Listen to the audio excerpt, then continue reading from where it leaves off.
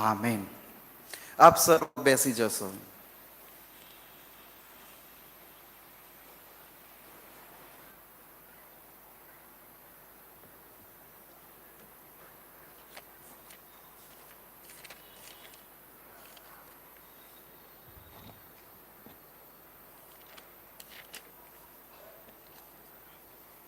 Praise the lord.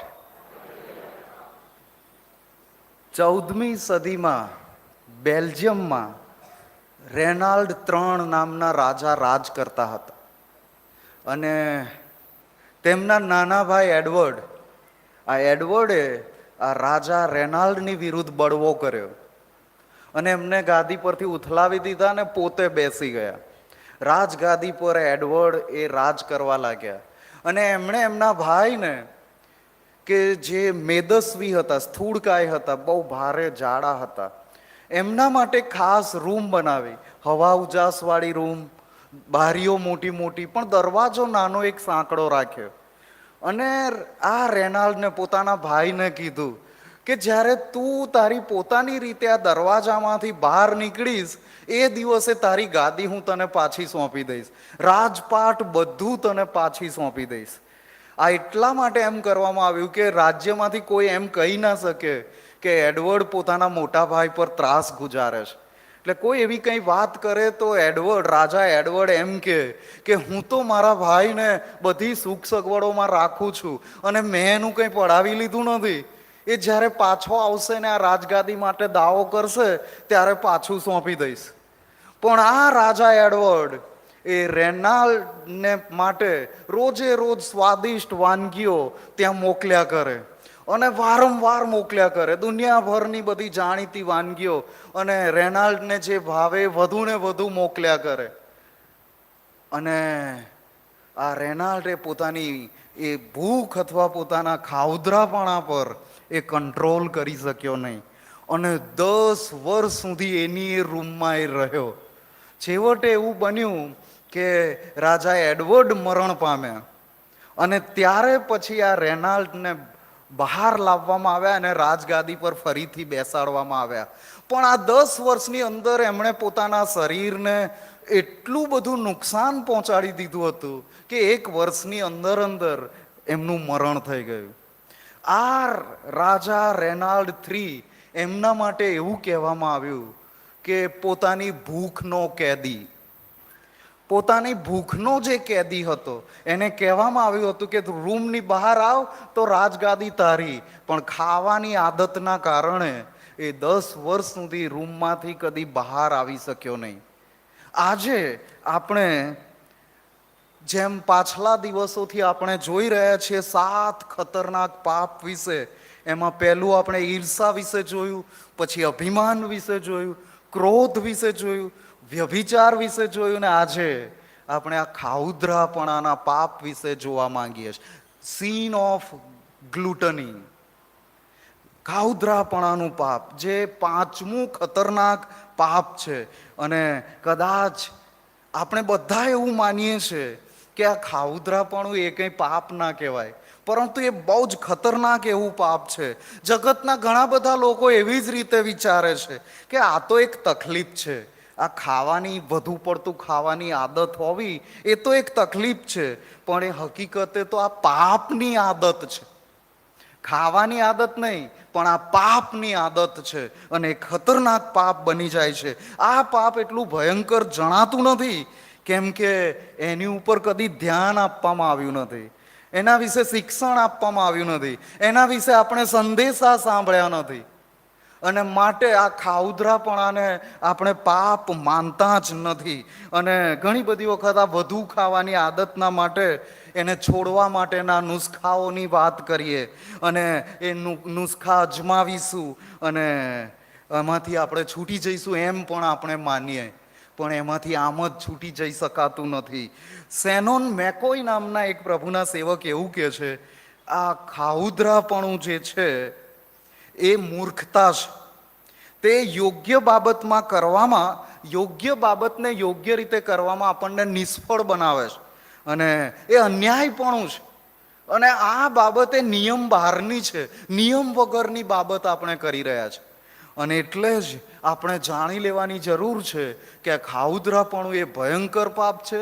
આ પાપનો પસ્તાવો કરવો જરૂરી છે. આ પાપની માફી માંગી લેવી જરૂરી છે. અને પ્રભુને આધીન થઈ જવું એ બહુ જ જરૂરનું છે. અને આ ખાઉધરાપણું એટલું બધું ભયંકર છે કે ખાઉધરાપણું આપણને આળસના પાપમાં, ક્રોધના પાપમાં, લાલચના પાપમાં અને સ્વાર્થીપણાના પાપમાં દોરી લઈ જાય છે.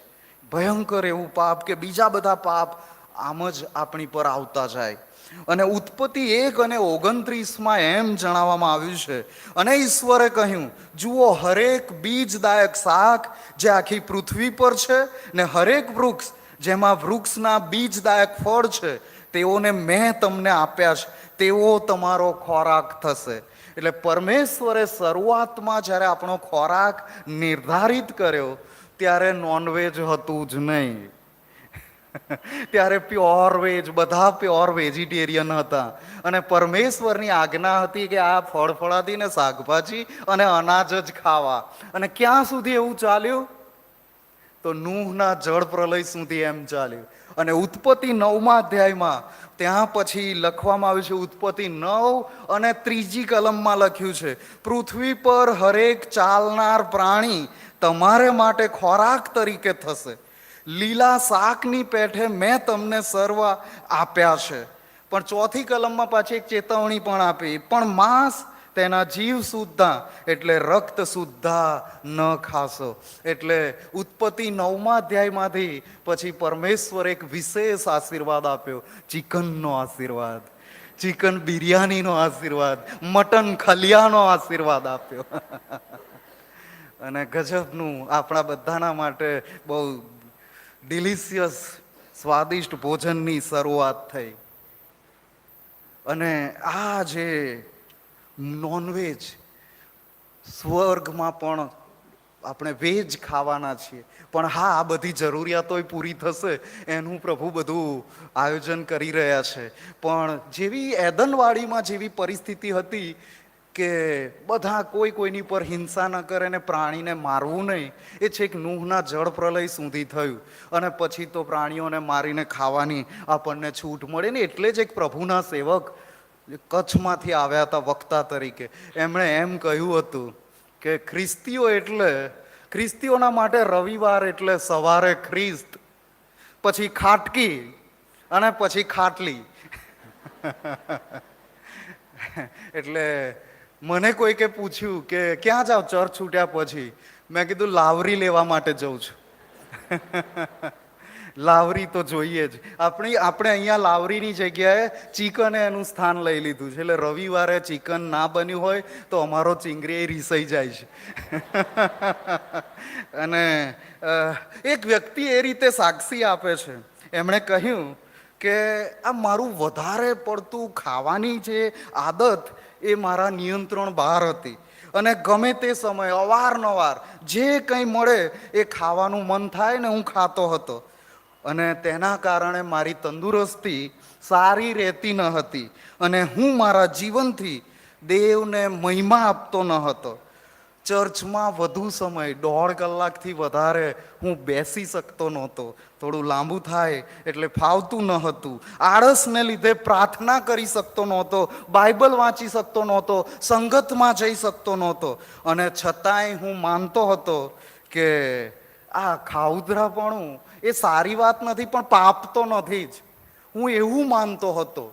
અને પરમેશ્વરે પોતે મને સહાય કરી, મદદ કરી. અને પરમેશ્વરના વચનોમાંથી મને પ્રાપ્ત થયું કે આ એક ભયંકર પાપ છે અને એમાંથી મારે બહાર આવવું છે. માટે આવો આપણે કેટલીક બાબતો આજે આ વિષય પર જોઈએ. અને આજનો શાસ્ત્ર પાઠ ગણના 11:31-35 જે ઘટના નોંધવામાં આવી છે એનો વિચાર કરીએ તો આપણને એ માલુમ પડે છે કે અહીંયા કેવી પરિસ્થિતિ ઊભી થઈ છે. જોકે આ 11મા અધ્યાયની 4થી કલમથી આગળ ખોરાક વિશેની જ બધી વાતો કરવામાં આવી છે.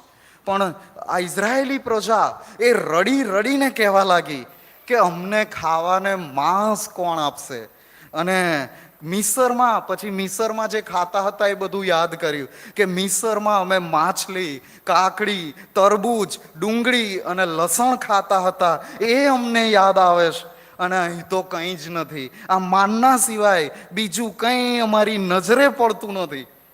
અને આ માનના તો સ્વર્ગમાંથી આવેલો ખોરાક હતો, અને છતાંય મિસરનો ભૂતકાળ યાદ કરીને સ્વર્ગીય ખોરાકને ઇઝરાયેલી પ્રજાએ તુચ્છ ગણ્યો, એને તુચ્છ ગણ્યો. અને પછી 10મી કલમમાં લખ્યું છે કે યહોવાનો કોપ સળગી ઉઠ્યો અને મૂસાને પણ ખોટું લાગ્યું. અને યહોવા દેવે પોતાના ક્રોધમાં મૂસાને કહ્યું કે 70 વડીલોને મારી આગળ એકઠા કર.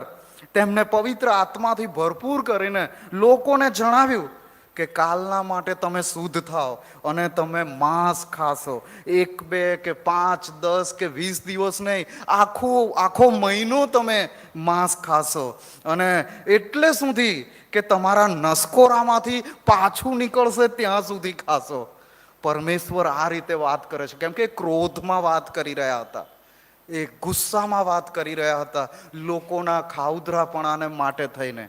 અને પછી 31મી કલમમાં નોંધ્યું છે, આજે જે શાસ્ત્રપાઠ વાંચ્યો ત્યાં, કે યહોવાની પાસેથી પવન નીકળ્યો ને તે સમુદ્ર તરફથી લાવણીઓને ધસડી લાવ્યો.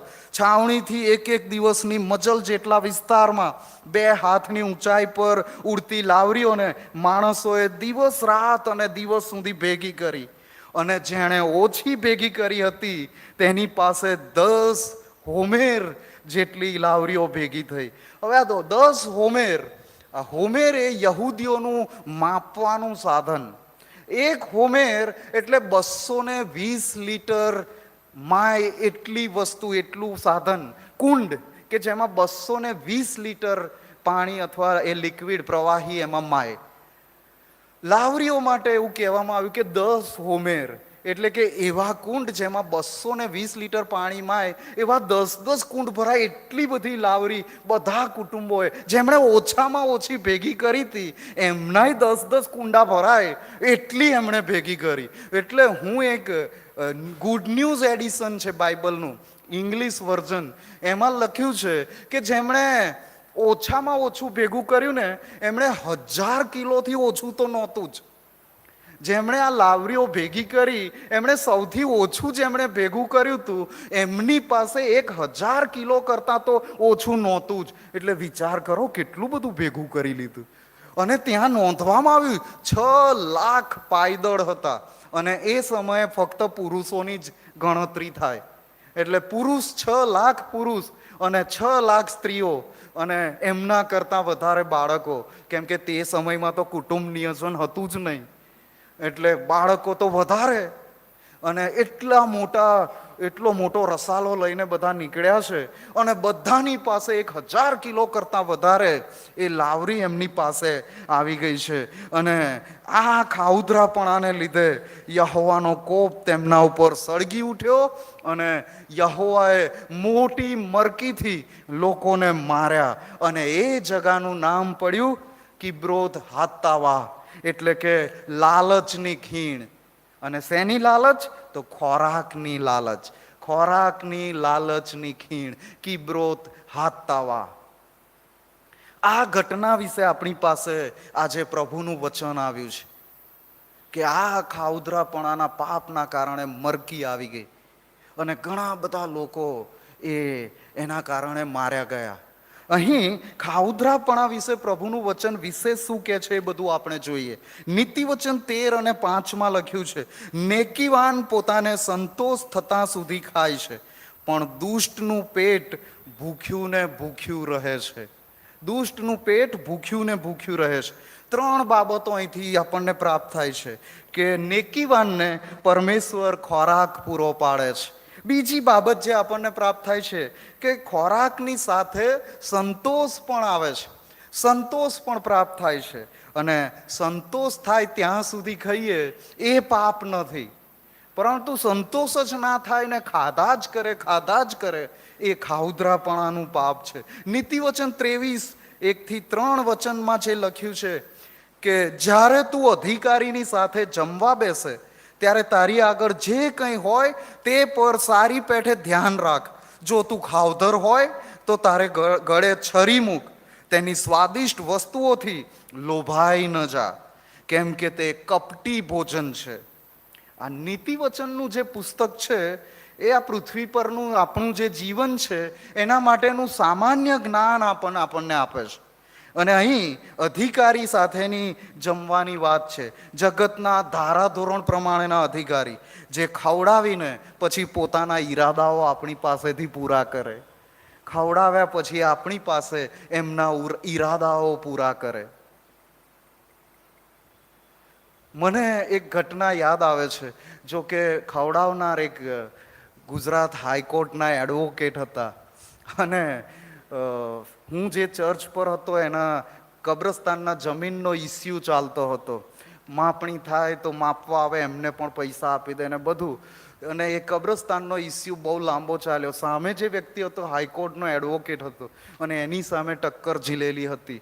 રોજ મામલતદાર ઓફિસમાં અને કલેક્ટર ઓફિસમાં જમીન માપણીના અધિકારીની પાસે રોજ ત્યાં જવું આતે અને બહુ લાંબુ ચાલ્યું. કેમ કે એમણે કબ્રસ્તાનમાં 10 થી 14 ફૂટ તેઓ અંદર આવી ગયા હતા, એન્ક્રોચમેન્ટ, અને સોસાયટી બનાવી રહ્યા હતા. એટલે મોટું રોકાણ કરેલું હતું. એટલે કોઈ પણ રીતે એમને જે ખોટું કર્યું છે સાચું સાબિત કરવું હતું. અને સામે હું ઊભો હતો કે મારે આ નથી થવા દેવું. એટલે 2 થી 3 વખત માપણી પણ થઈને બહુ લાંબુ ચાલ્યું બધું. પછી એક વખત એ વ્યક્તિ, એ એડવોકેટ મને એમની મોટી કારમાં, ચલો આપણે આ વખતે બધું નિવેડો લાવી દઈએ, બધું સમાધાન કરી લઈએ, આપણે જમીન માપણીના અધિકારીને જઈને મળી લઈએ ને એમને કહી દઈએ અમારે હવે કોઈ ડિસ્પ્યુટ નથી, હવે જે રીતનું જે હવે પછી જે યોગ્ય રીતે માપવામાં આવશે એ પાછું સોંપી દેવામાં આવશે અને હું મારી રીતે મારો પ્રોજેક્ટ પાછો ખસેડી લઉં છું. આવી બધી વાતો કરી એટલે એમની સાથે હું એમની કારમાં જવા માટે તૈયાર થયો. ઓફિસમાં પણ ગયા, ત્યાં પણ જઈને જેમને મળવાનું હતું એ નથી એમ કરીને પાછા આવ્યા. બપોરે 1:30 વાગે એક હોટેલ પર મને લઈ જાય છે અને જોરદાર ઓર્ડર કર્યો અને હોટેલમાં જમવા બેઠા અને બધું પીરસાઈ ગયું. પછી મને કહે છે તમારો પગાર કેટલો? મેં કીધું કે મારો પગાર 3,500 રૂપિયા છે. આ એડવોકેટ મને એમ કે છે તમે તમારી જિંદગીમાં કદી જોયા નહીં હોય એટલા રૂપિયા તમને આપો.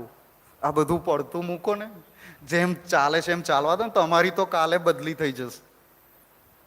મેં કીધું આ તમારું જમવાનું તમને મુબારક. હું આ ચાલ્યો, હું ટેબલ પરથી ઉઠીને બહાર આવી ગયો, હાઈવે પર ઊભો થઈ ગયો, બસની રાહ જોઈને હું પાછો મારા ઠેકાણે પરત ફર્યો. આ વાત જ્યારે હું આ મેસેજ તૈયાર કરતો હતો ત્યારે મને યાદ આવી કે આ કેવી રીતે ભોજન કેવી રીતે કપટી હોઈ શકે. ત્યારે ઘણા બધા એવું કહે છે કે દિલ સુધી પહોંચવાનો કે દિમાગ સુધી પહોંચવાનો રસ્તો એ આ પેટ છે. અને પરમેશ્વર કૃપા આપે કે આવી બધી બાબતોમાં આપણે ન પડીએ. અને એટલે જ ઘણી બધી વખત મોટી મોટી મિજબાનીઓ અને પાર્ટીઓ થતી હોય છે, એનો આશય ઉદારતા નથી હોતી. કોઈક આપણને મોટી મિજબાનીમાં બોલાવે, મોટી પાર્ટી રાખે, એનો મતલબ હરગીજ એમ નથી થતો કે બહુ જ ઉદાર છે, બહુ જ પ્રેમ દર્શાવે છે, બહુ જ ભલાઈ દર્શાવે છે. ક્યાંક ને ક્યાંક કંઈક ખોટા ઈરાદાઓ પૂરા કરવા માટેની પણ એ સાજીશ હોઈ શકે છે. અને એ બીજું કોઈ નહીં, પ્રભુનું વચન આપણને ચેતવણી આપે છે. પ્રભુનું વચન આપણને ચેતવણી આપે છે. નીતિ વચન 25 અને 16, જો તને મધ મળ્યું હોય તો જોઈએ તેટલું ખા, રખે ને તે તારા ગળા સુધી આવે ને તારે તે ઓકી કાઢવું પડે. પ્રભુનું વચન એમ કે છે મધ એ સારો ખોરાક છે, પણ એ સારો ખોરાક પણ વધુ પડતો ખાવો એ સારું નથી. વધુ પડતું ખાવું એ સારું નથી. ગલાતી 5 અને 22 થી 23 જે પવિત્ર આત્માના ફળ આપવામાં આવ્યા છે એમાં સંયમ પણ છે. અને આ સંયમ વગરનું ખાઈને આ પરમેશ્વરનું મંદિર જે આપણું શરીર છે એને આપણે નુકસાન પહોંચાડીએ છીએ. એને આપણે નુકસાન પહોંચાડીએ છીએ. 1 કોરિન્થી 6 અધ્યાય 12મી અને 13મી કલમ, સઘળી વસ્તુઓની મને છૂટ છે પણ સઘળી લાભકારી નથી. સઘળી વસ્તુની મને છૂટ છે પણ હું કોઈને અધીન થવાનો નથી. અન્ન પેટને સારું અને પેટ અન્નને સારું છે, પણ પરમેશ્વર તે બંનેનો નાશ કરશે. અન્ન પેટને સારું અને પેટ અન્નને સારું, પરંતુ પરમેશ્વર એ બંનેનો નાશ કરશે. અને ખ્રિસ્તમાં જે આપણને સ્વતંત્રતા આપવામાં આવી છે એ પાપ કરવાનું લાયસન્સ નથી, નથી અને નથી જ. હવે હું ખ્રિસ્તમાં છું, હે જીવ ખા પીને એશ કર, એવું બાઇબલ નથી કહેતું. ખ્રિસ્તનો માર્ગ એ સહન કરવાનો માર્ગ છે. અને 1 કોરિન્થી 9મો અધ્યાય 25મી કલમ અને ત્યારબાદ 27મી કલમ, વળી દરેક પહેલવાન સર્વ પ્રકારે સ્વદમન કરે છે. તેઓ તો વિનાશી મુંગટ મેળવવા સારું કરે છે, પણ આપણે તો અવિનાશી મુંગટ મેળવવા માટે. 27મી કલમમાં લખ્યું છે, પણ હું મારા દેહનું દમન કરું છું તથા તેને વશ રાખું છું, રખેને બીજાઓને સુવાર્તા પ્રગટ કર્યા છતાં કદાચ હું પોતે નાપસંદ થાઉં. પાઉલ પોતે આ વાતની કાળજી રાખે છે કે હું બીજાઓને તો સુવાર્તા આપું છું, પણ હું પોતે નાપસંદ ન થાઉં, હું પોતે નાપસંદ ન થાઉં. અને ઘણી બધી વખત પ્રભુના સેવકો વિશે પણ જાત જાતની બધી વાતો તમારામાં બધા કરતા હોય છે, જે અમારા સુધી પહોંચે. અને ઘણી બધી વખત સાંભળીને અમને બહુ દુઃખ પણ થાય, બહુ જ દુઃખ થાય. અને એટલે મને એક જણે કીધેલો જોક યાદ આવી ગયો. હું પોતે જોક તરીકે લઉં છું અને પ્રભુના સેવકો પણ એને જોક તરીકે જ લે ને કોઈ નારાજ ના થાય. આ સ્ટેચ્યુટરી વોર્નિંગ. એક વખત આ કોઈકે તમારામાંથી કોઈકે મને કીધું તું, મને કહેવા દો. એક વખત એવું થયું કે એક પાળક સાહેબ હતા, એમના દાંત બધા પડી ગયેલા હતા, એટલે ચોકટું યુઝ કરતા હતા. જમવા માટે, ચાવવા માટે ચોકટું જોઈએ. અને એ પાળક સાહેબ શનિવાર હતો અને એક તળાવની પાળે બેસીને એ મેસેજ તૈયાર કરતા હતા, સંદેશો તૈયાર કરતા હતા, પણ કોઈક રીતે એમનું ચોકટું તળાવમાં પડી ગયું. પાળક સાહેબ દુઃખી થઈ ગયા, ઘરે પાછા આવ્યા. અને પાછા આવ્યા ને એમના પત્નીએ એમના ચહેરા સામે જોયું, તમારો ચહેરો કેમ ઉતરી ગયો છે? તો કહે છે, મારું તો ચોકટું તળાવમાં પડી ગયું. હવે કાલે જ મારે સંદેશો આપવાનો, જો ચોકટું નહીં હોય તો બોલવા જઈશ તો હવા જ નીકળી જશે, એટલે બરાબર બોલાશે નહીં. એટલે પત્ની કહે છે, તમે ચિંતા ના કરતા, હું કંઈક વ્યવસ્થા કરું છું. અને પછી પત્નીએ કોઈ એક વ્યક્તિને બોલાવીને મોકલ્યા કે આવી ઘટના બની છે, તમે જાઓ ને આ પ્રમાણે કરો. થોડી જ વારમાં ચોકટું આવી ગયું, પાળક સાહેબને આપવામાં આવ્યું. પત્ની એ જઈને આપ્યું એટલે પાળક સાહેબ તો ખુશ થઈ ગયા, પણ મને કહો તો ખરા કે આ કેવી રીતે મળ્યું? તળાવમાં પડી ગયું તું, મળ્યું કઈ રીતે? તો પત્નીએ કહ્યું કે ચિકનનો લેગ પીસ દોરાએ બાંધ્યો ને તળાવમાં ઉતાર્યો, આપોઆપ ચોકટું ચોંટી ગયું ત્યાં, અને પછી ખેંચી લીધું.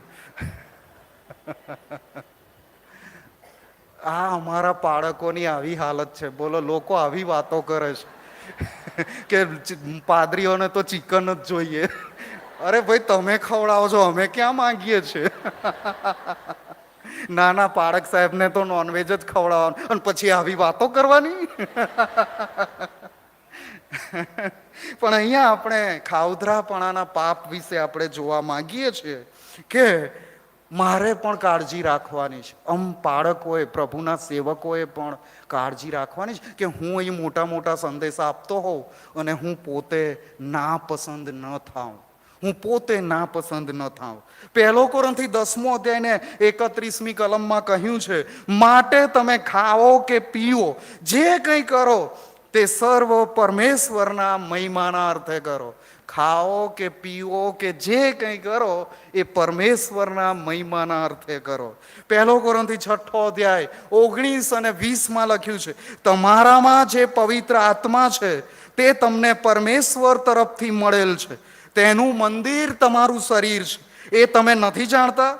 વળી તમે પોતાના નથી, કેમ કે મૂલ્ય આપીને તમને ખરીદવામાં આવ્યા હતા. તો તમારા શરીર વડે પરમેશ્વરને મહિમા આપો. આપણા શરીરથી પરમેશ્વરને મહિમા આપવાનો છે. પણ આજે થોડું વધારે ખવાઈ ગયું છે એટલે મારાથી ભજન સેવામાં અવાશે નહીં, આજે મારાથી સંગતમાં નહીં અવાય, આજે થોડું વધારે પડતું થઈ ગયું છે એટલે આજે પ્રાર્થના નહીં થાય, આજે સ્તુતિ આરાધના નહીં થાય. તો એ કેવી રીતે પરમેશ્વરને મહિમા મળે? ખાવાના માટે થઈને આપણે જે સમય પ્રભુને સ્તુતિને મહિમાને માટે રાખ્યો છે એ પણ ચોરી થઈ જાય. આપણે ખાઈએ પણ એ રીતે કે જેનાથી આપણા પરમેશ્વરને મહિમા મળે. નીતિવચન 23, 20મી અને 21મી કલમમાં પાછી ચેતવણી આપી છે. દ્રાક્ષારસ પીનારાઓની તથા માંસના ખાઉદરાની સોબત ન કર, કેમ કે દારૂડિયો તથા ખાઉદરો કંગાલાવસ્થામાં આવશે અને અક્રાંત્યા વેળા તેમને ચીથરે હાલ કરશે. અક્રાંત્યા વેળા તેમને ચીથરે હાલ કરશે. અને માટે જ આપણે આ બાબતની ખાસ યાદ રાખવાની. ઘણા બધા એવા કુટુંબો છે જેણે ખાવા પીવામાં બધી પોતાની સંપત્તિ લૂંટાવી દીધી હોય, દારૂ પીવામાં પોતાની સંપત્તિ લૂંટાવી દીધી હોય. એવા ઘણા બધા લોકો આપણી આસપાસ મળી આવશે. અને એક ગુજરાતીમાં એક કહેવત છે, જડબું તો જડ મૂળમાંથી કાઢે. જડબું તો જડ મૂળમાંથી, જડબું એટલે આ દાંતો, આ મોંનું જડબું, એ જડ મૂળમાંથી, ધર મૂળમાંથી કાઢે એટલે બધું કાઢી નાખે. એવી એક કહેવત છે ગુજરાતી ભાષામાં. નીતિવચન 28 અને 7, જે દીકરો નિયમ પાળે છે તે ડાહ્યો છે, પણ ખાવધર માણસોનો સોબતી પોતાના બાપની ફજેતી કરે છે. ડાહ્યો દીકરો નિયમ પાળે છે, પણ ખાવધર માણસોનો સોબતી પોતાના બાપની ફજેતી કરે છે. અને તમને જાણીને નવાઈ લાગશે, પરંતુ હઠીલો અને અણકહ્યા દીકરા માટે પ્રભુના વચનમાં જે ચેતવણી આપી છે, અથવા તો જે નિયમ આપવામાં આવ્યો હતો, એ બહુ ભયંકર હતો. પુનઃનિયમ 21 અને એની 18 થી 21મી કલમ. પુનઃનિયમ 21, 18 થી 21, ત્યાં લખ્યું છે, જો કોઈ માણસને હઠીલો તથા અણકહ્યાગરો દીકરો હોય ને તે તેના પિતાનું કહેવું ને તેની માનું કહેવું માનતો ન હોય, અને તેઓ તેને શિક્ષા કરે છતાં પણ તે તેમને લેખવતો ન હોય, તો તેના માતા પિતા તેને પકડીને તેમના નગરના વડીલોની પાસે ને તેમના રહેઠાણની ભાગળે તેને બહાર લાવે, અને તેઓ તે નગરના વડીલોને કહે કે આ અમારો દીકરો હઠીલો તથા અણકહ્યાગરો છે ને તે અમારું કહેવું માનતો નથી, તે ઉડાવ તથા છાકટો છે, અને તેના નગરના સર્વ પુરુષો તેને પથ્થરે મારીને મારી નાખે. એમ તારે તારી મધ્યથી દુષ્ટતા દૂર કરવી, અને સર્વ ઇઝરાયેલી લોકો તે સાંભળીને બીસે. ખાવધર અને છાટકો દીકરો હોય, હઠીલો અને અણકહ્યાગરો દીકરો હોય, તો એને પથ્થરે મારવો. અને એને બહાર કોણ લાવે? એના મા બાપ બહાર લાવે. આ ઇઝરાયેલી પ્રજાને આપવામાં આવેલું શિક્ષણ જે આજે પણ તેઓ પાડી રહ્યા છે. આજે પણ તેઓ પાડી રહ્યા છે. અને આજે આપણે આપણા પોતાના સંતાનોનો બચાવ કરવા માટે, આપણા સંતાનોએ ખોટું કર્યું હોય, અન્યાય કર્યું હોય, તો પણ લડવા માટે સુરા થઈ જઈએ છીએ. અહીંયા ખ્રિસ્તી લોકો જેઓની પાસે આ પવિત્ર બાઇબલ છે, એ પોતાના સંતાનોનો વાંક હોય તો પણ એ ઉજાગર કરશે, એ બહાર લાવશે. કેમ કે ખ્રિસ્તની સાક્ષી એ સર્વોપરી છે. પોતાના સંતાનોના અન્યાયને છુપાવનાર પોતે કદી આબાદ થશે નહીં, પરંતુ એ ખ્રિસ્તીપણાને કલંક લગાડશે. આજે તો કોઈને કશું કહેવાય જ નહીં, ખોટાને ખોટો કહેવાય નહીં. અને આજે પોતાના મા બાપ જ પોતાના સંતાનોને જાણે કે બગાડી રહ્યા છે. જરૂર પડે પોતાના સંતાનોને સલાહની જરૂર પડે, કાઉન્સેલિંગની જરૂર પડે, જો કોઈ બાળકની પાસે લાવતા હોય, જો કોઈ વિશ્વાસીની પાસે લાવતા હોય, જો કોઈ વડીલોની પાસે લાવતા હોય. કેમ કે પોતાની ઇજ્જત સાચવવી. મારા ઘરની લોકો વાતો કરશે. અરે જગતના લોકોને જે વાતો કરવી હોય તે કરે, પણ હું નર્કની શિક્ષામાંથી બચી જાઉં, મારા સંતાનો નર્કની શિક્ષામાંથી બચી જાય, એ વધારે મહત્વની વાત છે. એ વધારે મહત્વની વાત છે. જેને જે વાતો કરવી હોય તે કરે. અને એ આપણે પ્રભુના વચનમાં જોઈએ છે. આપણે આ ખાઉધરાપણાને આપણે પાપ નથી માનતા. અને આ ઘણા બધા એમ પણ માને, એ તો હું જ્યારે ઈચ્છીશ ત્યારે આ મારી આદત હું બદલી નાખીશ. આ ખા કરવાની આદતને હું જ્યારે ઈચ્છીશ ત્યારે બદલી નાખીશ. ખાઉધરાપણાનો આનંદ એ ટૂંકા સમયનો આનંદ છે, પણ એનું નુકસાન એ લાંબા ગાળાનું હોય છે. અને આ ખાઉધરાપણું એ કોઈ આદત નથી, પણ એ પાપ છે, પાપ કરવાની આદત છે. અને આ કૃપાનો સમય છે, અને આ ભરપૂરીપણાનો સમય છે. આપણે તેને ખાઉધરાપણાનો અને વેડફાટનો સમય ન બનાવી દઈએ. અને આપણે કૌટુંબિક અને સામાજિક પ્રસંગોમાં ખોરાકનો કેટલો બધો બગાડ થાય છે એનો આપણે વિચાર કરવો રહ્યો. કેમ કે જ્યારે પણ મીટિંગ હોય કે પછી કોઈ પ્રસંગ હોય, લગ્ન પ્રસંગ હોય, આભાર સ્તુતિની કે કોઈ પણ બધા લોકો ભેગા થવાના હોય, જેટલા લોકોને આમંત્રણ આપવામાં આવે છે એટલાનો ખોરાક બને અને પછી એટલા લોકો આવે જ નહીં. પછી આવી તો જાય પણ જેટલી વાનગી હોય બધું પ્લેટમાં ભરી દેવાનું, જેટલું નથી ખાવું એનાથી વધારે ભરી દેવાનું અને પછી એ એંઠવાડમાં મોટો ઢગ માંડવાનો. આપણે બધા આપણી પાસે આ નીતિ વચનો છે જે આપણને ડાહ્યા માણસો બનાવે છે, જે આપણને સમજુ માણસો બનાવે છે, આપણને જવાબદાર માણસો બનાવે છે. આ બીજા બધા પાસે નથી. પણ હવે બીજા બધા લોકો જાગૃત થઈ રહ્યા છે અને આપણે વધુ ને વધુ ખરાબ થઈ રહ્યા છે. આપણે વધુ ને વધુ ખરાબ થઈ રહ્યા છે. લગ્ન પ્રસંગે અમે જોઈએ છે કે હવે તો પેલી કોર્પોરેશનની કચરાની ગાડી આવે, એમને વધારે ને વધારે પૈસા આપવા પડે છે કે કચરો વધારે છે એટલે વધારે ચૂકવવા પડશે, એંઠવાડ વધારે છે એટલે વધારે પૈસા આપવા પડશે. એ પૈસા જાય છે એનો વાંધો નહીં, પણ જે એંઠવાડ, જે બગાડ આ કમ્પાઉન્ડમાં થઈ રહ્યો છે, આ પરમેશ્વરની પવિત્ર જગ્યા છે.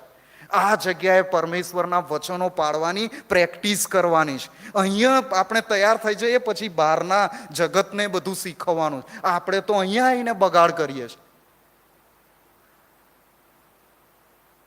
અને આ માંસના કારણે પીસ ના મળે ત્યાં સુધી વારે ઘડીએ જવાનું અને લેવાનું અને પછી કચરામાં નાખવાનું. આવી બધી વાતો કરતાય શરમ આવે. પણ જો વાત ના કરીએ તો બહાર કેવી રીતે આવીશ? કેમ કે આ પણ એક ભયંકર એવું પાપ છે. આપણે એને સમજતા નથી. અને હવે પાછું નવું આવ્યું છે કે લગ્નમાં સમય જ જળવાય નહીં.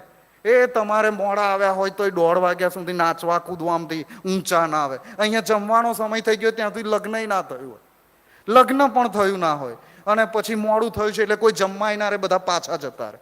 ખોરાકનો વેડફાટ. જવાબ આપવો પડશે. બધાએ એક એક દાણાનો જવાબ આપવો પડશે.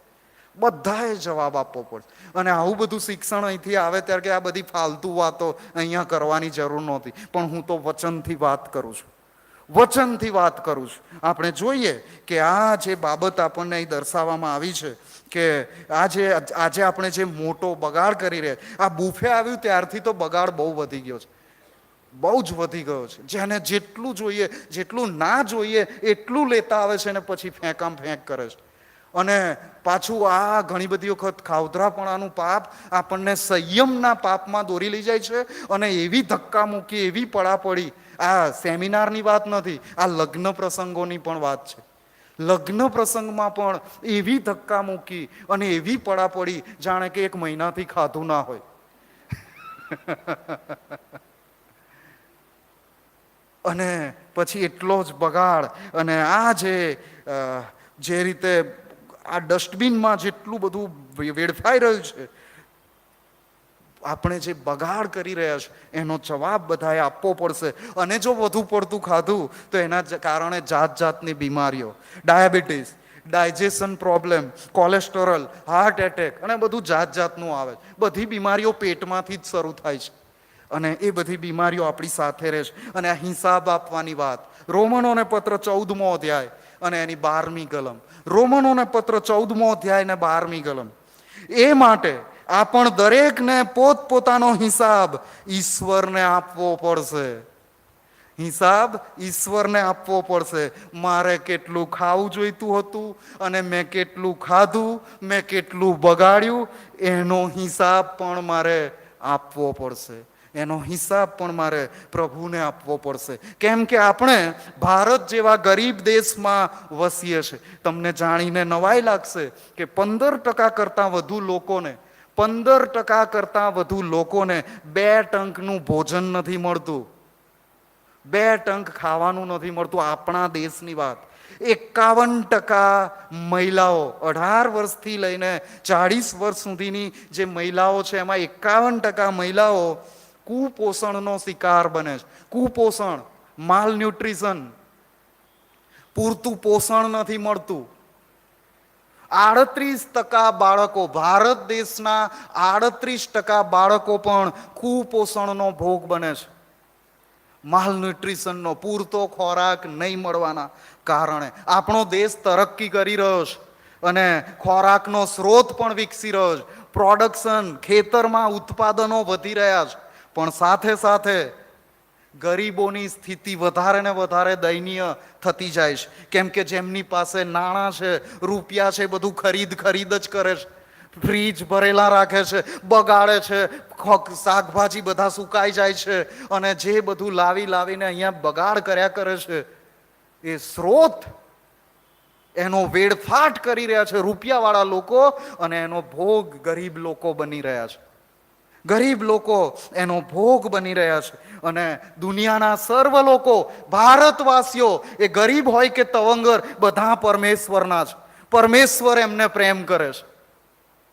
પરમેશ્વર બધાને પ્રેમ કરે છે, ગરીબોને પણ પ્રેમ કરે છે. અને પરમેશ્વર આપણી પાસેથી એવું ઈચ્છે છે કે આપણે ગરીબોને મદદરૂપ થઈએ. જેઓની પાસે ખોરાક નથી તેઓને આપણે ખોરાક આપીએ. અન્યથા કેવા હાલ થશે ખબર છે? પ્રભુ ઈસુ ખ્રિસ્તે વાત કરી છે. લૂકની લખેલી સુવાર્તા 16મો અધ્યાય 19મી કલમથી 31મી કલમમાં બહુ જ જાણીતી વાત છે. ધનવાન માણસ કે જ્યાં રોજે રોજ મિજબાની આપતો હતો, એના ઘરની બહાર એક લાજરસ નામનો ભિખારી હતો. એ ટેબલ નીચે કંઈક પડ્યું હોય તો કંઈક મળી જાય તો એ ખાતો હતો. બંને જણનું મરણ થયું. ધનવાન માણસ એ નર્કમાં ગયો અને લાજરસનું મરણ થયું ત્યારે દૂતો આવીને એને સ્વર્ગમાં ઇબ્રાહિમની ગોદમાં લઈ ગયા. અને પેલો ધનવાન માણસ નર્કમાંથી એમ કહે છે કે લાજરસને તું પાછો મોકલ, કે મોયલામાંથી પાછો ઉઠીને જાય તો મારા ઘરના, મારા ભાઈઓ ને બધા વિશ્વાસ કરે ને બચી જાય અને જીવન કઈ રીતે જીવવાનું એમને ખબર પડે. અને આ બધી વાતો આપણને જણાવી દેવામાં આવી છે. પ્રભુ ઈસુ ખ્રિસ્તે જણાવી છે કે આપણે આવી રીતે વર્તી ન શકીએ. આપણે બીજાનો વિચાર જ ન કરીએ એવું આપણામાં તો ન જ હોય. હમણાં ગયા અઠવાડિયે એક પાસ્ટરનું મરણ થયું. જો તમે એમનું નામ જાણતા હોય તો પાસ્ટર સ્ટીફન, જે ચર્ચ ઓફ ગાંધીધામમાં એ પાળક હતા. 89 વર્ષનું એમનું ઉંમર હતી ને એ મરણ પામે. દર રવિવારે સવારે 4 વાગે ઉઠે ને કેટલાક બીજા લોકો એમની મદદમાં હોય, પણ એ જમવાનું પોતે બનાવે. એક ચર્ચ ઓફ ગાંધીધામમાં આજે પણ એ હોલ મોટો ચર્ચ હોલ છે અને 2000 જેટલા લોકો એમની સાથે જોડાયેલા છે. પાળક સાહેબ 75 વર્ષના હતા ત્યારે, અને એમની વધુ ઉંમર હતી ત્યારે પણ છેલ્લે સુધી, જ્યાં સુધી તંદુરસ્તી સારી થઈ ત્યાં સુધી એ 4 વાગે ઉઠીને રસોડામાં જાય અને ઘણા બધા લોકોનું જમવાનું બનાવે. અને જમવાનું ચર્ચમાં ભજન સેવામાં જોડાનાર લોકો માટે નહીં. કોઈ ચર્ચમાં આવેલો એ લાઈનમાં ઊભો ના રહે, પણ એવા લોકો માટે જમવાનું હોય કે આખા નગરમાં જાઓ, આખા ગાંધીધામમાં જાઓ, જે ભૂખ્યા છે, જે મુસાફરો છે, જે ફૂટપાથ પર બેઠેલા છે, જેમનું કોઈ નથી, જેઓ ભીખ માંગી રહ્યા છે, એ બધાને લઈ આવો અને એ બધા લાઈનમાં ઊભા રહેશે. એ બધાના માટે જમવાનું બનાવવામાં આવે. અને એમની સાથે મંડળીમાં જે દૂર દૂરથી આવે, કેટલાક કિલોમીટરોથી જે દૂર આવે, એ લોકો પણ એમની સાથે જોડાઈ શકે. એમની કોઈ અલગ લાઈન નહીં. ભિખારીઓ પણ એ લાઈનમાં અને મંડળીમાં દૂરથી આવનારા લોકોની પણ લાઈન. કદી કોઈ ધક્કા મૂકી નહીં. અને ઘણા બધા લોકો ત્યાં જમવાનું જમે અને એ બધા જમી લે. એટલે ત્યારે હું મિશનરી તરીકે ત્યાં હતો. આ મારો પોતાનો જાત અનુભવ છે. એ મને બોલાવે, મારી સાથે કેટલાક મિશનરીઓને બોલાવે અને પાળક સાહેબ મને એમ કે આ લોકોને દૈહિક ખોરાક મળી ગયો છે, હવે એમને આત્મિક ખોરાક આપો. એ ચર્ચ હોલમાં એમને બેસાડવામાં આવે અને અમે બાઇબલનું શિક્ષણ એમને આપીએ. આ દર રવિવારની વાત. અહીંયા તો જો તપેલા ચડતા હોય ત્યાંથી થઈ જાય ચાલુ કે આજે તો આપણે ત્યાં જ જમી લઈશ. અને પાછું જો લાઈન પડવાની હોય તો ત્યાં જબરજસ્ત રમખાણ થઈ જાય. ચર્ચમાં આવનારાની સંખ્યાએ વધી જાય. અને આપણે બધી પરિસ્થિતિઓથી વાકેફ છે ને, એટલે જ પ્રભુનું વચન આપણી પાસે આવ્યું છે. માથી 25, 31 થી 26 પર પ્રભુ ઈસુ ખ્રિસ્તે ગજબની વાત કરી છે. ન્યાયના દિવસે શું બનશે એની વાત કરી છે. 41મી કલમમાં જે લખ્યું છે આપણે જોઈએ. ઓ શાપિતો, જે સાર્વકાલિક અગ્નિ શૈતાન તથા તેના દૂતોને સારું તૈયાર કરેલો છે, તેમાં તમે મારી આગળથી જાઓ.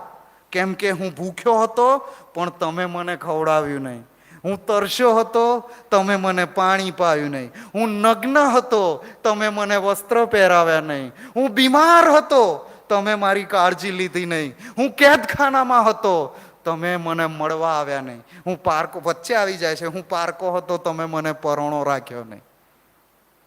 ક્યાં મોકલવાના છે આવા લોકોને? શરૂઆતમાં જ કહી દીધું, ઓ શાપિતો, સાર્વકાલિક અગ્નિ શૈતાન તથા તેના દૂતોને સારું તૈયાર કરેલો છે, તેમાં તમે મારી આગળથી જાઓ.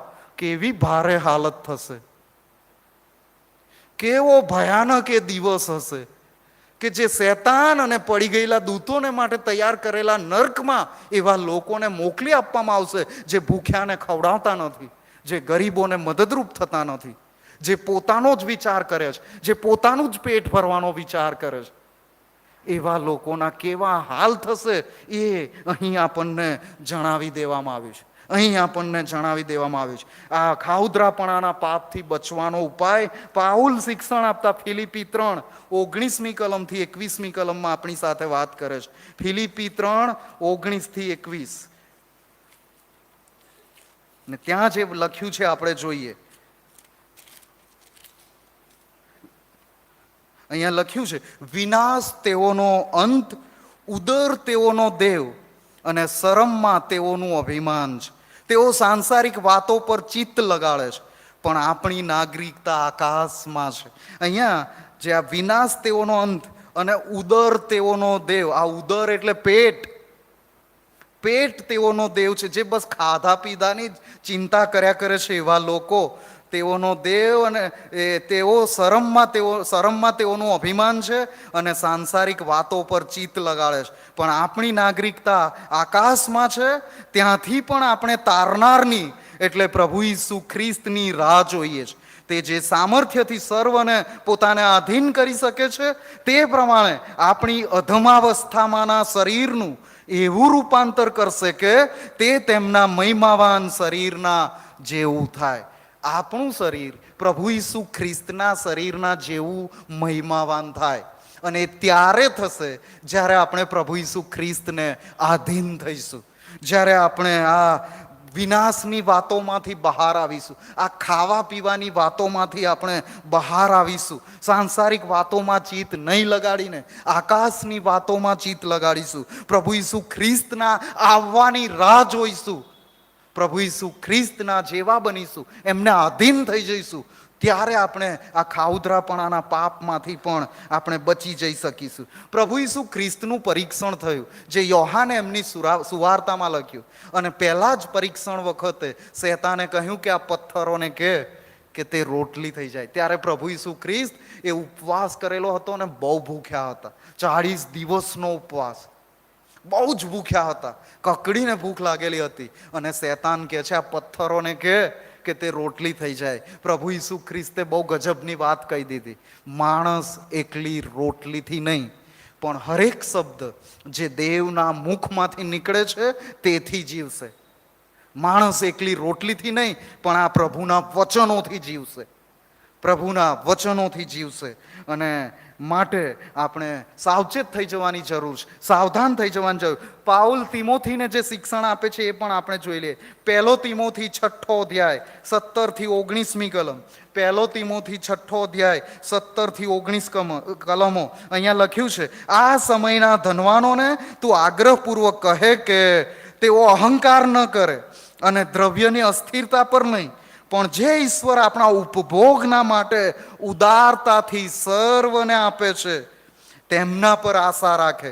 તેઓ ભલું કરે, ઉત્તમ કામોરૂપી સમૃદ્ધિ મેળવે અને ઉદાર તથા પરોપકારી થાય. ભવિષ્યને માટે પોતાને વાસ્તે સારા પાયારૂપી પૂંજીનો સંગ્રહ કરે, જેથી જે ખરેખરું જીવન છે તે જીવન તેઓ ધારણ કરે. આ સલાહ પ્રભુનું વચન આજે આપણને બધાને આપે છે. આજે જો હવે મેં શરૂઆતમાં જ્યારે હું નવો હતો ને મેં કીધું હતું ત્યારે કેટલીક ટીકાઓ મારી પર આવી હતી ને ઘણું બધું મારે સાંભળવાનું થયું હતું. ભાઈ સેમિનાર થાય છે તો ખાવું જ જોઈએ, એમાં તમને શું વાંધો છે, ખાવ. પણ મારી આજના દિવસે એક વિનંતી છે કે એક સેમિનાર એવોય થાય કે જે નહેમ્યાના વખતમાં થયો હતો, એઝરાના વખતમાં થયો હતો. નેહમ્યા ચેપ્ટર એનો 8મો અધ્યાય, નહેમ્યા 8 9મી કલમથી 12મી કલમમાં જેવો સેમિનાર થયો હતો એવો સેમિનાર થાય એવું પણ આપણે કરીએ. એ સેમિનાર કેવો હતો એ જોઈએ. નહેમ્યા 8મો અધ્યાય અને 9મી કલમથી આગળ. જો કે આ સેમિનારની શરૂઆત વહેલી સવારે થઈ ગઈ હતી, એકદમ વહેલી સવારે, કેમ કે એમને નિયમશાસ્ત્ર મળ્યું હતું, પ્રભુનું વચન મળ્યું હતું, એટલે બધા લોકોને એકઠા કરી દીધા હતા કે આજે તમારો સેમિનાર. અને પછી વહેલી સવારથી વચનો વાંચવામાં આવ્યા અને પછી લોકો બધાને વચનો સમજાવવા માંડ્યા. અને પછી 9મી કલમમાં લખ્યું, સર્વ લોક નિયમશાસ્ત્રના વચનો સાંભળીને રડતા હતા. તેથી સરસુબા નહેમ્યાએ, યાજક એઝરા શાસ્ત્રીએ તથા લોકને શિક્ષણ આપનાર લેવીઓએ સર્વ લોકોને કહ્યું, આ દિવસ તમારા ઈશ્વર હોવાને માટે પવિત્ર છે, માટે શોક કરવો નહીં અને રુદન પણ કરવું નહીં. પછી તેણે તેઓને કહ્યું, હવે જાઓ, સ્વાદિષ્ટ ભોજન કરો, મિષ્ટ પાન કરો, અને જેઓએ કંઈ તૈયાર કરેલું ન હોય તેઓને માટે તમારામાંથી હિસ્સા મોકલી આપો, કેમ કે આપણા ઈશ્વર્ય હોવાના માટે આજનો દિવસ પવિત્ર છે. એથી તમારે ઉદાસ પણ ન થવું, કેમ કે યહોવાનો આનંદ તે જ તમારું સામર્થ્ય છે. હવે આવો સેમિનાર આપણે મંડળી તરીકે કેવી રીતે કરી શકીએ? તો જેટલા પણ સેમિનારમાં આવે એ ઘરેથી પોતાનું પોટલક લઈને જ આવે, ઘરેથી બધું ખોરાક લઈને આવે, અને બધા એવું બીજા કેટલાક લોકોને લઈને આવે કે જે મંડળીના સભ્યો હોય કે ના હોય પણ પ્રભુના વચનોનું શિક્ષણ પ્રાપ્ત થાય એવા બધા લોકોને લઈને આવે. અને જેમને લઈને આવ્યા છે એમના માટે પણ એ બનાવીને લઈને આવે. અને અહીંયા સેમિનાર પૂરો થાય એટલે બધા પોતાના ટિફિન બોક્સ ખોલે અને બધા વહેંચીને ખાય. અને જે દિવસે એવું દ્રશ્ય આ ચર્ચ કમ્પાઉન્ડમાં થશે ને ત્યારે સ્વર્ગમય આનંદ થઈ જશે, સ્વર્ગમાં પણ આનંદ થઈ જશે. અહીંયા ખોરાક વહેંચવાની વાત, કેવા પ્રસંગોએ આજે આપણે પ્રભુના વચનો શીખ્યા છે. આ તો પવિત્ર દિવસ કહેવાય. હવે મારા ઘરે ભોજન બનશે, હું એકલો નહીં ખાઉં પણ કેટલાક લોકોને એ પહોંચશે, કેટલાક લોકોને એ પહોંચશે. હવે સેમિનાર પોટલક વાળા સેમિનાર થાય તો સાચી આત્મિકતા પણ આવશે, પ્રભુના આત્માનું કાર્ય થશે. આ મંડળીના પૈસા બચે એટલા માટે નથી કહેતો, પણ એમાં એક પ્રેમ છુપાયેલો છે, એમાં આપણી આધીનતાની એક વાત છુપાયેલી છે, અને એમાં હું બીજા કોઈકના માટે કંઈક કરી રહ્યો છું એની ભાવના છુપાયેલી છે. આજે ખાઉધરાપણાના પાપ વિશે કેટલીક વાતો આપણે જોઈ. હવે ઘણા બધાને એમ થાય કે આજનું વચન તો મારા માટે નહોતું, પણ જાણતા અજાણતા આવી બધી બાબતોમાં આપણે પડ્યા છે. નાનપણથી લઈને અત્યાર સુધીના આપણા જીવનનો વિચાર કરીએ કે મારા દ્વારા કેટલા ખોરાકનો બગાડ થયો છે, કેટલા બધા લોકો મને આ નથી ભાવતું, મને તે નથી ભાવતું, અને કેટલાક લોકો તો ભાવતું હોય તો પણ એવી આદત હોય કે અધૂરું જ છોડવાનું, પૂરી સાફ પ્લેટ કરવાની જ નહીં. અને એમ કરીને નાનપણથી અત્યાર સુધી કેટલો ખોરાકનો બગાડ કર્યો છે, કેટલો મોટો બગાડ કર્યો છે. સામે પક્ષે કેટલા બધા લોકો ભૂખે મરી રહ્યા છે. અને આ યુદ્ધના કારણે લાખો લોકો બેઘર બન્યા છે, હજારો ઘરો તોડી પાડવામાં આવ્યા છે, ચૂલા સળગતા નથી, લોકો ભૂખ્યા છે. અને આપણે કઈ રીતે બગાડ કરી શકીએ? કઈ રીતે આ ખાઉધરાપણાના પાપમાં આપણે એમાં સામેલ થઈ શકીએ? માટે આવો આપણે આ પાપનો આજે ખાસ રીતે વિચાર કરીએ. આપણે બધા થોડી પળો શાંત રહીએ, આપણે વિચાર કરીએ કે નાનપણથી અત્યાર સુધી ખોરાક પ્રત્યેનો મારો રવૈયો કેવો રહ્યો છે. મેં મારા ઘરમાં કે પ્રસંગોમાં કે પછી ગમે ત્યાં ખોરાકને કેટલો બગાડ કર્યો છે.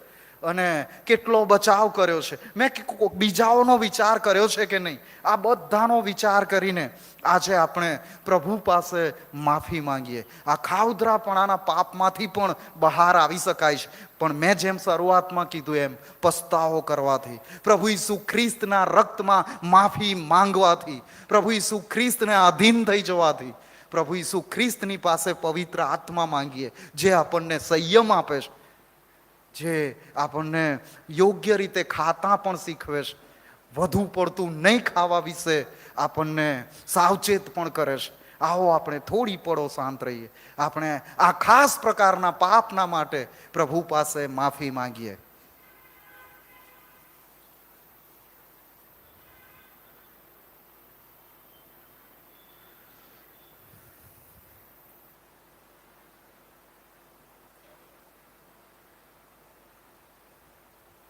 પરમેશ્વર પિતા, આજે તમારા વચનોથી આ પાંચમા ભયાનક પાપ ખાઉધરાપણા વિશે તમે વાત કરી છે, અને આમાં પ્રભુ જાણતા જાણતા મેં ઘણી બધી વખત આ પાપ કરી બેઠા છે. પ્રભુ, હું પોતે પણ એ પાપ કરી બેઠો છું, પણ તમે અમારા બધાની આજે આંખો ખોલી છે. આજે તમારું વચન અમારી પાસે ચેતવણી રૂપ આવ્યું છે, ત્યારે ખાસ મને મારા પાપની માફી આપો. અહીં ઉપસ્થિત બધાને કબૂલાત કરવાની કૃપા આપો, અને જેઓ તમારી પાસે કબૂલ કરે, જેઓ પસ્તાવો કરે, એ બધાને માફ કરો. અને માથી 25 અને 41માં જે લખવામાં આવે છે કે ઓ શાપિતો, જે નર્ક, જે અગ્નિનું સ્થાન, જે શૈતાન અને દૂતોના માટે, પડી ગયેલા દૂતોના માટે નક્કી કરવામાં આવ્યું છે, એમાં જે લોકો આ જઈ રહ્યા છે, જેઓનો માર્ગ એ તરફ આગળ વધી રહ્યો છે, એ તરફથી પરત ફરે અને સ્વર્ગ ભણી આગળ વધે, તમારા રાજ્યના ભાગીદાર બને, એવી કૃપા તમામ તમારા લોકો ઉપર તમે થવા દો, એવી વિનંતી કરતા અમે તમારા હાથોમાં સોંપાઈ જઈએ છીએ. પ્રભુ ઈસુ ખ્રિસ્તની મારફતે માંગીએ છીએ. આમેન. આવો આપણે ભજન સંગ્રહમાંથી ગીત નંબર 244 ગાઈએ, અને તે સમય દરમિયાન દાનાર પણ લેવામાં આવશે. 244.